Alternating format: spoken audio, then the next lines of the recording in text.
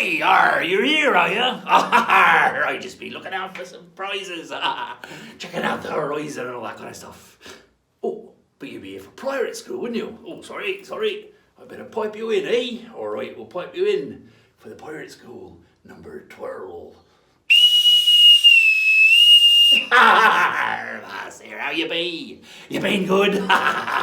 Well, I'm sure you'll come back, because today we're talking about tricks and tactics. That be right, we shifty devils, the pirates. And we're here to teach you a few little ways that you can actually take the ships, right? Now, it's not as easy as it seems, like, you see, looking out there like that. But, the sea is a big place, right? The sea is a big place. Just sitting there with me old, bring closer, bring nearer, right? The old spyglass. I'm sitting there looking at that, waiting for something to happen. And then I'm waiting for something to happen. It just don't work like that. You gotta make it happen, right? You gotta make it happen. You gotta do your research, right? Work out what you wanna do. See, there's a reason I got a smaller ship, right? Only the little one here, right? That's Beatrice. Small fire ship, because I hang around the coast, right? Me coast to the coast, all right? So I didn't have to go out in the wide seas. You cut down the amount of territory you're covering, right? Got more chance if you hang around the trade routes. But you don't go the big trade routes, right?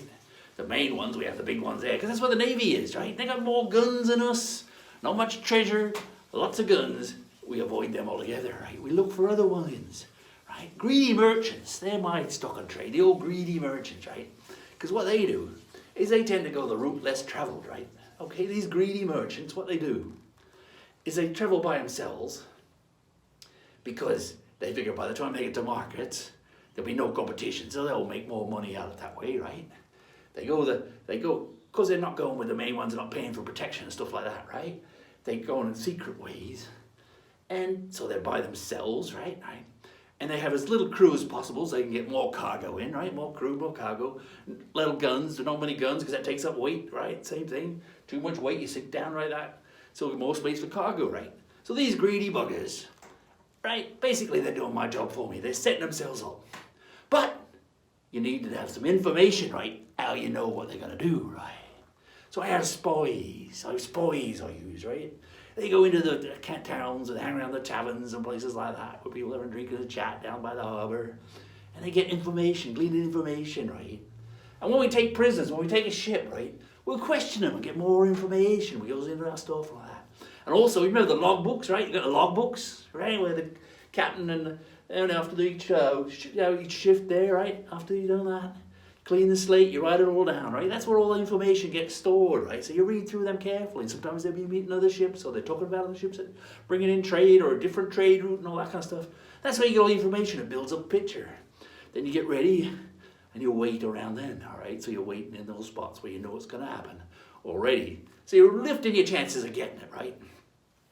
And then when you spy it, you spy it on the horizon, right? You got your telescope there, right? The old spyglass. You see her? You are, right.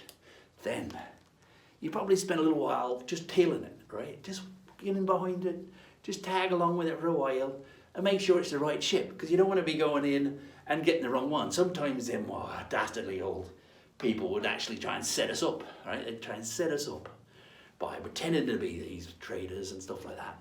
And there are all these guns and hidden things like that. Remember Blackbeard, that's what happened to him, right? They're trying to set him up, right? But no, we don't go forward for that. We track along and we just fire. And while you're doing that, you work out your tactics, right? So there's different kinds of tactics you can have, right? You have the full-on attack and all that sort of stuff. But you also, you're going to slow them down. If you're actually like shoot them for a long distance, those cannons, we talked about the cannons before, right? That's a long, not really accurate at a distance, right? You can't just sort of pop, oh, yep, I'm there, let's do that, You've heard of a long shot, right? A long shot, and that's like when you're betting on a horse or something like that, right? And the long shot comes in, right? That's like really lucky. And that comes from the old cannons as well, If you hit a ship from a long distance away, that's a long shot, right? It's a really lucky shot, right? So we want to get in close. We've got to get ways of getting in close, right? Some of us use dastardly little tricks, you pretend you be weaker than you are, like you hide the crew downstairs, or you get them all dressed as women, or try to have the crew down there. So they go, this ship's been abandoned, just the women left, we'll go over and talk to them. Hey, they come over and go, oh, hello, how are you? Being guys like me, probably not being up on top, but other ones, they come over and then you got them, all right? or you pretend to be sick, like a different sick people like that. And so they could get closer to you to check out and make sure if you need help, you put out sign for help, you know, when you use a false flag. So you got a flag, you got your pirate flag up, right? You got another flag up, so they think you're a friendly, like that. That happened a lot, that kind of thing, right? You know, one ship even did a ghost ship. They painted themselves all red and stuff like that. Nicked themselves paint lie all over the deck like they're all being killed in a massacre, right? And the other ship decided, oh, we might go and see if they got anything we can use, right? You know, or to see what you find you keep, sort of thing. And so they came over, and when they came over, they jumped up and they all fought there, and they took that ship that way. So lots of ways you can do it. What I like to do, right, is pretend I'm a trader, because it looks like a trading ship there like that with them, all right? So what you do is when you want to get out, you pull out where they can see you, right? But we actually put like mattresses and chains and stuff out, hang them off the back of the bow, right? Right, down the aft there, I mean, down the off there for the stern, right, you hang them. And so, when they look at you through their spyglass, they see you with a full sail of wind, right? Got the full sails there, full, but you're not going too fast, right? So they think, oh, he must be a trader like me, he's struggling along there with a big load. And so they don't give you no mind, right? And then you angle with your sailing, right? You're sailing along, and you try to angle it, right, where you're going to cut across their line. Because the other captain thinks he's a smarter bugger than you, right? And you think, I'm going to just go slipping straight past him because I'm on the right line with the wind. That bugger's hopeless. He's just cutting across there. He's not getting the best wind for himself. And he's in all that old lumber thing. All right, so they cut across the front of you thinking they're going to slip right going by. But what you do, as they're cutting around in front of you, you cut. Remember the old cut and run? You cut and run all the things that have been dragging and slow you down. And you burst forward with speed, right? And you start catching them up. As you get them up, you use the guns called the bow chasers, right? So you're tucking right behind them. The bow chasers, that's a couple of guns up here at the front, right? Pointing forward, because when you chase it, they're forward. And you fill up full of the old grape and chain, right? Remember that one? The chain and ball, cannonballs, right? We had there, we had the balls and the chains on, right? So you fire that forward and take down some mast and stuff and slow them down that way so you can get onto them that way, right? So that's the way you can do it. And then it comes to boarding, right? Then you got to board it. I mean, the other way was just your marketing campaign. We're talking about Blackbeard and all that kind of stuff. You stick your pirate flag straight up. They're so scared of you, they just go, whoa, no, that's us, we're done, you know. Often, some of the pirates would have it worked out like that, because a lot of these greedy merchants would have an actual stash of money they could pay you, right? As basically a bribe to leave them alone. So you come up, you sort the flag, you pull up there, they give up straight away. They think, oh no, we can't do it. You know, sometimes you pretend you had lots more cannons, you had them painted on the side, so it looked like you had more cannon portholes or something like that painted on. All right, to make it look like you're more fierce than you were. And they just give up. And then they would try and pay you the ransom, right? So they pay you the ransom, like that kind of stuff, and you'd leave them alone. Sort of like a GPT, you know, a general pirate tax. So that was one way you could do it as well. Or you could take the ship. So if you're going to take the ship, right, well, then you need to board her, right? To dump the border to take over. If they haven't surrendered, you got to board the ship. So how do you do that? There's two sort of ways you do it. One way is you pull up near them, right, in the big ship, your main ship. And remember I talked about the jolly boats, the big boats, the rowing boats we do? I remember way back too, we'd launch them, right? And you set off a crippled crews in those to actually board the ship, while the rest of us stay in the ship and give them cover and fire, like some cannons and rifle shots and all that kind of stuff, to keep them suppressed while you board over there. So they would row over, and they would actually go to the bow of the ship, right? The aft of the ship, sorry, not the bow of the ship.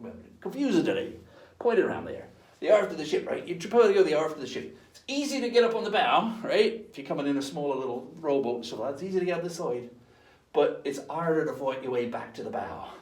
All right, just the way all the crew's all set up. So we'd come into the bow. It's a bit harder to get on, but then it's the easy way you go forward. And once you're on, you walk your way quickly to the front, okay? Because you want to be fast, right? You be fast.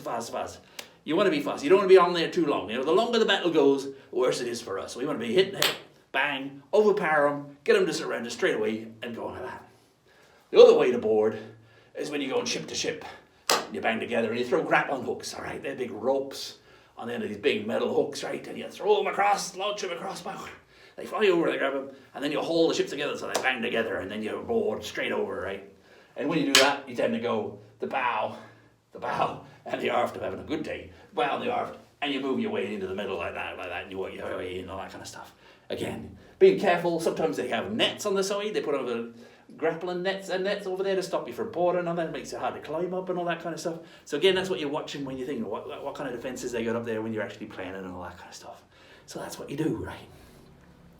And then what do you do then, right? You've got the ship, you overcome them. Well, first you take care of the crew, right? You sort out what you're going to do with the crew now. Sometimes you'd ransom off the crew, they'd pay ransom and then they'd be released, all right, kind of that. Some of them you'd actually offer them a chance to be on your ship and all that. Especially if you're going to decide to take their ship, you'd need a crew to sail that. So you'd probably get one of them, a couple of them on the board, that kind of stuff. Or, if you don't want to take no prisoners, all sorts of stuff. You heard when they say, was it no quarters? Give no quarters, yeah? No quarter, all right, you heard about that? Well, the quarter, right, that's the old sailing thing as well, that's the old pirate thing, all right? What they used to do with the officers, right, when you captured an officer, right, they would ransom themselves off by paying a quarter of their yearly salary. They would pay you that, and that was a quarter. So if a pirate was to say, oh, we offer no quarters, it means you couldn't buy your way out of it with paying a quarter of your salary. That's where that comes from. So you heard that, giving no quarters, that's what that's about, right? So that's your thing to know about, right? So what else was there? Okay. So that was that with the no quarters. Once you got the crew, then you decide what you're going to do with the treasure, right? So sometimes you just transfer it straight onto your ship, right? Other times you would, maybe you decide there was too much and you would take it in the ship and you would sail back to the port together with it, right? And all that kind of stuff. But then you got to decide what you're going to do with the crew. Or you ransom it back. You can go back to a village and a township and all that sort of stuff and ransom it off to them, They might be giving those medicines on board. They might be really needing those medicines and you go and get cash for the medicines, right? Or you trade and all that kind of stuff for what you need for what they need, It's all business really, isn't it, right? But whatever, yeah. So then you have to decide what you want to do with the ship, right? What do we do with the ship, right? You can keep the ship, like, Kildac had a whole pile of ships and a whole navy, basically, like, think of himself as an admiral. Arrogant twat he was, he was terrible, that. But, what we say is, you don't need that, all right? You really, if you want to do it, if you've got those ships with you, pretty much, they know that you've taken the ship, right? So what you want to do is either sink her, right? So when you got it, or just leave it floating away so they don't know what happened to it, it just floats away. If you take it back into port, you can take it back out and do that, or you can sell it and ransom it. That's the kind of things you can do with the ship, right? But you don't all do that. All right, so what else are we going to talk about there, right? I've done that. Oh, another way, when you're talking about those hiding around, when you're pretending you're weaker and stuff like that, right? What you do, right, is you put your crew underneath, right? They have a little deck, all right? And they'll hide. Most of your crews hide below and they pop up when the others are there. Okay, so if you heard the expression above board, well, that's where that comes from, all right? Crews, when you look across, you see the crew all above, up there where you can see them all. That's when you're above board, right? When you're hiding your crew below, when you're being, devious and stuff, that's when you're not being above board because they're along below the deck, which is the boards. And that's where that expression comes from, see? You're learning so much all the time. All right, now, what else can we cover, right? A few other things I'm going to cover that, like this. What happens when we fight it on the ship, I guess? What do we do with that? What kind of weapons do we use, right? So we talked about, the grape and shot and stuff like that. These grenade type things, they'll make bottles, right? And put bits of metal and stuff in it and gunpowder and they'd lob that over there. That was one of the ones too. Another thing we used, right, was a flaming tar, right? So you'd get a big lump of tar with a rope around it, right? As you're sailing close, you light the tar because it burns, right? Burns, right? And you lob it across into the sails and stuff like that. It starts burning. That scares them a lot too. Everything, the fire, and they're all trying to put the fire out and they're scared because sailors be scared of fire on a boat, right? That's the worst possible thing to happen because, what are you going to do? There's just water there. Your boat burns from underneath you. You're in big trouble, right? Big trouble. So that's what you do, right? Around that kind of stuff. And then you got your cutlass, all right? And all our weapons, right? Your cutlass or your pistol, right? They're multi-purpose, right? You see that? You got the slashing down that, but you also got the cutlass bit there, right? So you can clock them in the head like that, knock them over. Pistol, you tried it once. Once you've done that, right? They got the odd bit on the end, right? So you can use that as a clocker on the head as well. So you'll be going clock and bang after doing that. And you're doing all the fighting and all that kind of stuff and scaring. And the other thing is just looking scary and scaring them so they surrender, right? Because that's what you want to do. You want them to surrender until you have it all to yourself, right? That's where you get the treasure. And then you go and sell it or trade it and all that kind of stuff. So, we hold things to ransom and do all sorts of fun, exciting things as our pirates that we are, right? So what else do we need to know about the treasures, the prizes? I don't know. What else? Oh, one other thing. Right? We talk about the treasures, right? We talk about buried treasure. Remember buried treasure. Remember next week, right? Next week's lesson, we're doing our treasure hunt, remember? All right? Remember, you got to do yourself a map, all right? Draw yourself a map and we'll have a proper treasure hunt. And I'll talk about the types of treasures that we used to get, right? and what we'd bury it and how you'd bury it and all that kind of stuff. But we'll have a proper run. So remember to make a map of your house or your backyard or a park nearby, and we can do a big treasure hunt together. We'll talk about treasures and all the things in there. Plus, we'll have a treasure hunt.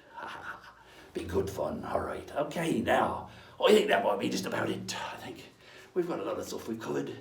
I don't want to keep you all too long, but I think that'll be enough for today's class.